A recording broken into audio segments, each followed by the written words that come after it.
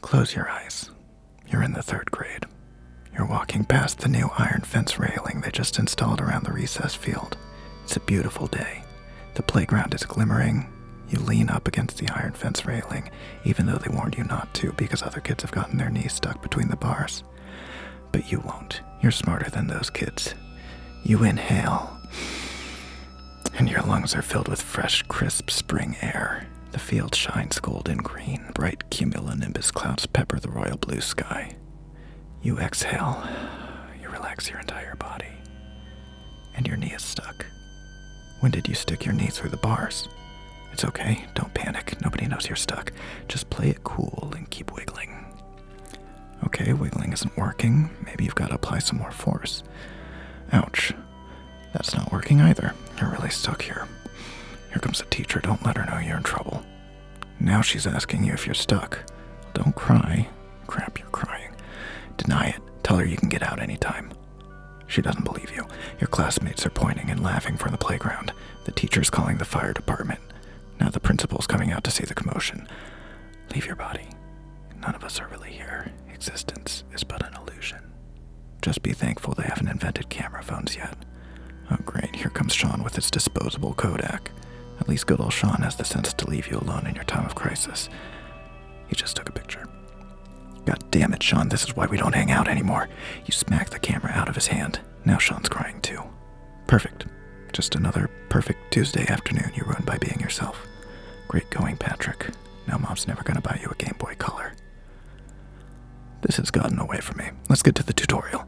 What's going on, everyone? You know me, it's your boy P. Diddle, and today we're going to be talking about recording your own voiceovers or ASMR tracks or podcasts or whatever floats your boats. We're going to be looking at small to medium budget options because that's what I'm working with, and who doesn't love to save a penny every now and then? After all, a penny saved is a penny earned, as famously said by our founding father Benjamin Schwartz, and we're all about earning pennies these days, so let's get into it.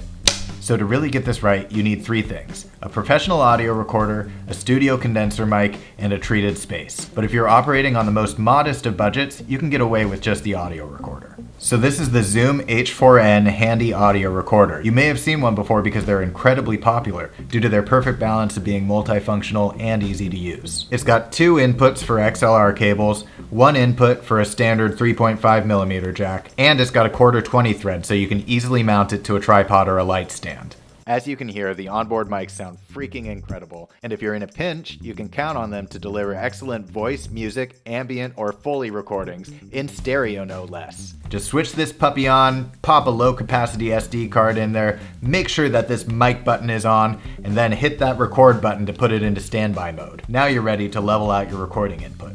So just recite your ABCs or your favorite nursery rhyme at the volume that you plan to be speaking, and then use these recording level buttons to raise or lower your input until you're peaking at right about -6 dB or decibels. Hit the record button a second time to start your recording, then hit stop to finish it.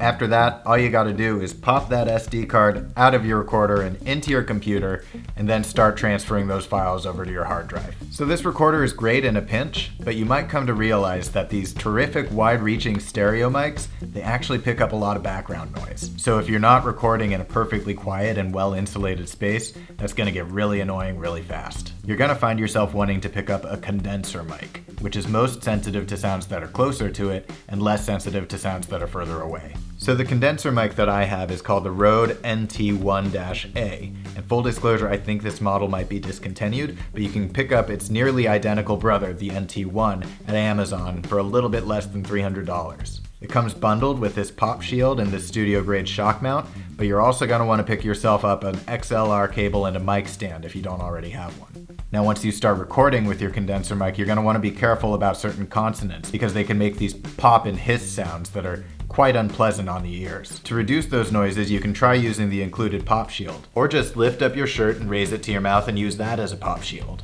But if that doesn't do it for you, what you can also do is turn your mic sideways and speak just past the mic instead of directly into it. That way you're not blowing air right into the microphone. To even further isolate your voice from any background noises that might be happening, you're going to want to start thinking about treating your recording space. So you know when you first move into a new apartment and you haven't unpacked any of your stuff yet, but you want to christen the space, so you start having sex on the floor, and then every little noise that you make is amplified by 1,000 times, bouncing off all of the hallways, echoing like you're in a giant cave? That's because all of your stuff that you haven't unpacked yet, especially your soft stuff, absorbs all of those sound waves that are being projected out. Soft stuff.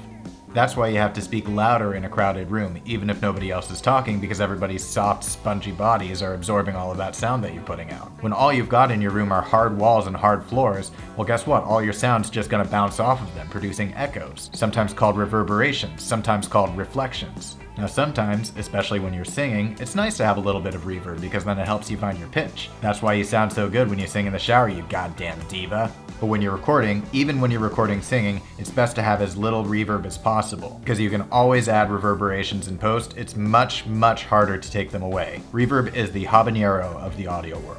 So basically you want to cover your entire recording space with thick, soft material or insulation to get rid of those pesky reflections and background noise. Now, if you've bought everything that I've mentioned so far, you're $500 in the hole. So if you're wincing at the notion of spending any more of your hard-earned money, that's understandable. So here's where we can get a little creative to save some bucks. You know what place in your home is already covered by thick, soft material? The same place you woke up this morning, the covers of your bed. Take your mic and recorder on a little field trip to your bedroom, sit on your bed, and cover yourself with a big thick comforter. You will be surprised by how good you sound. But if you're feeling a little bit cramped, this trick also works well in a walk-in closet with plenty of clothes hanging on either side of you. If those hacks aren't doing it for you, it's time to bust out the piggy bank.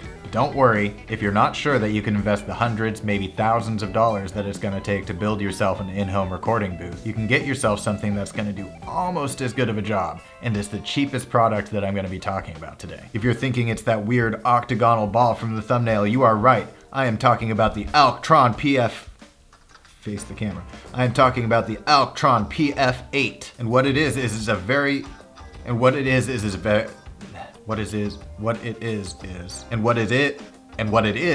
a very smartly designed ball of foam that sits right on top of your condenser mic and only allows sound waves to come through from the front, blocking out any reflections or background noise that could be coming from the sides or back. That means that you can set your mic up in the middle of an untreated or even unfurnished living room, pop this guy right on top of it, and you're ready to record the world's next top podcast, baby. Just make sure that your AC is off and that there's no heavy construction or trucks backing up right outside your window. This is a fantastic product, but there really is no substitute for a properly treated soundproof space. There you have it. Everything that you need to know in order to start recording your own professional voice work, be it voiceovers, ASMR videos, podcasts, what have you. If this video helped you or could help somebody that you love, please share it. And if you made anything using these tips, please drop me a comment below. I'd love to see it. Stay safe, be kind to one another. I'll see you in the next one. P Diddle out.